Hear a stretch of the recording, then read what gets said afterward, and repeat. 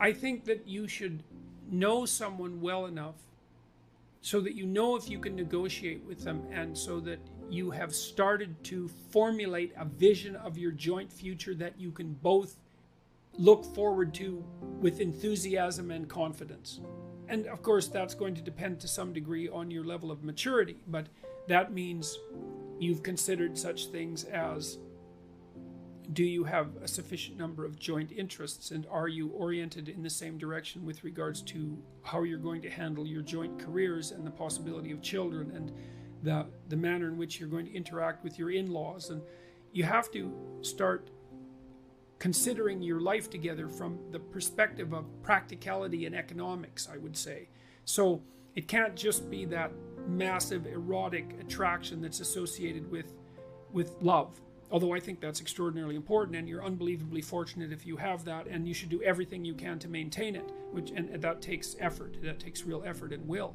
But you need to ally that with maturity and intelligence. And the maturity and intelligence is, okay, we're going to put our lives together.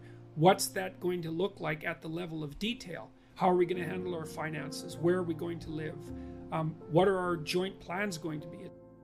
If you want to set up a household with someone, then there's a lot of things that you need to get straight. And you either do that by bringing your unconscious assumptions to bear on the situation and perhaps clashing where they don't match, or you sit down like a conscious and aware and articulate couple and start to negotiate what your joint responsibilities are going to be. And so that would be, well, who's responsible for the meals and when, and what are you going to eat, and who's going to get groceries, and who's going to pay the bills, and who's going to do which part of what household chores there are to do, and how is that going to be laid out fair. And so you should get to know the person that you're with well enough so that you can start discussing the real practical issues of life and determine whether or not you're capable of negotiating that.